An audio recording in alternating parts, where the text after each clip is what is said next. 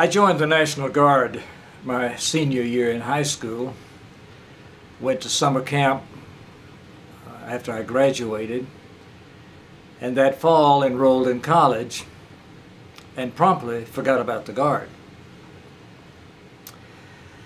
My second year in college, at Christmas, during the Christmas break, my dad had driven up to get me to take me home for the holidays. It was a dark and chilly and heavily fogged night, and Dad and I had decided to stop at a little country restaurant to get a cup of coffee and give the fog a chance to lift.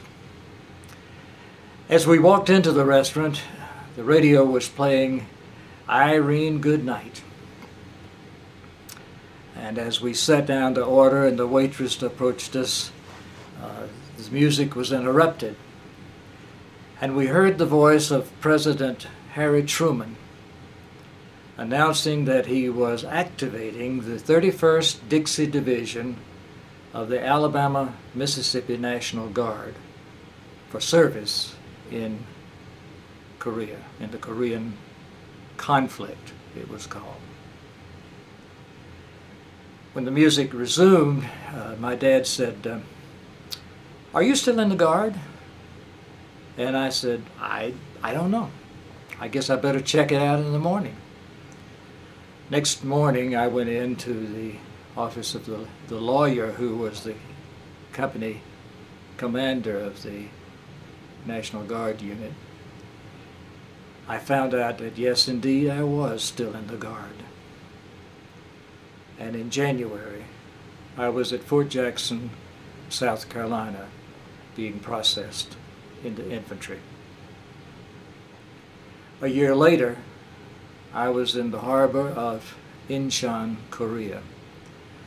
I was one of 8 clerk typists that were taken off the ship to go in and meet with the personnel to make assignments. The troops on the ship had not yet been assigned to units in Korea. We made the assignments, and I was assigned to Daegu. It's 200 miles south. It was the headquarters of the Korean Military Advisory Group. And it was the site of the Rock Army headquarters and the 8th U.S. Army headquarters. Korea has been called the land of the morning calm.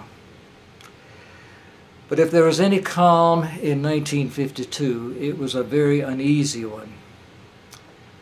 And the signs of destruction and decay and the stench of despair permeated the air we breathed. The people there, having gone through several battles back and forth, were still filled with fear. And I would say they had more despair than they had rice. Hard times. And I wondered why I was here, what good I was doing. And I also wondered when and if I would ever see Alabama again.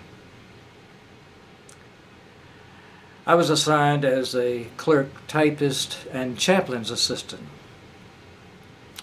One day, Chaplain Foy Thomas said, "George," he never always called me by my first name, said, "George, get your weapon at the Jeep.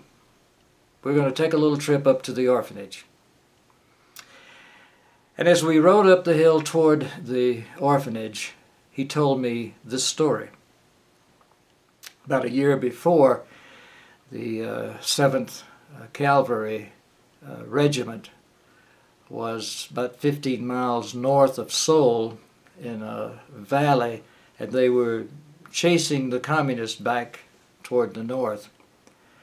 And as they entered the south end of the valley, the communists were leaving reluctantly out of the north end. And they were searching all the huts and all the landscape. And this one particular hut, the stench of death was so strong, the lieutenant said that there's no need to search this anymore, let's just move on. One of the soldiers looked back in the back of the hut at the corner and saw the body of a naked little boy whose eyes were open. And there was some motion that distracted him, the soldier. The motion was not from the little boy. It was from the flies that were swarming over the body of the little boy's mother, who apparently had been dead for several days. Kang Koo Ri was traumatized. He was too weak to walk, and so they carried him outside. His eyes were open, tears were streaming down his face, but there was not a sound from his throat. The Life magazine reporter who was with the search party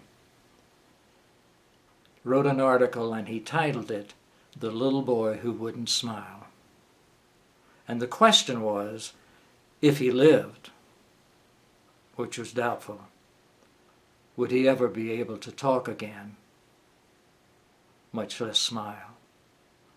He was taken to Seoul, and then from Seoul he was moved down to the orphanage at the Bo-Yu Kwan orphanage in Daegu, and that's where we were heading. I would learn more about the story later. Not the ending, but a surprise. Because when we got to the orphanage and drove into the compound, there were two little children standing on the steps of the main building, both smiling from ear to ear. One of them, 5-year-old Kang Koo Ri. And I thought, well, the Life magazine article may have been entitled "The Little Boy Who Wouldn't Smile," but it looked to me like here was a little boy who couldn't stop smiling. And that was almost literally true. But it hadn't come easy. Hwang Shin-sung, an older girl in the orphanage, had been assigned the full-time responsibility of being Kang Koo Ri's companion. And she had sat with him for hours on hours, singing songs and telling stories, and could not get him to smile. And one day, when a GI came into the compound in his jeep, Kang Koo Ri said, "Jeepu, Jeepu." And Hwang asked him if he wanted to ride in the jeep. And his eyes brightened, and she said, "If you do, you'll have to smile." And he smiled for the first time. I left Korea in November. I still wasn't absolutely sure why I was there or what good I was doing.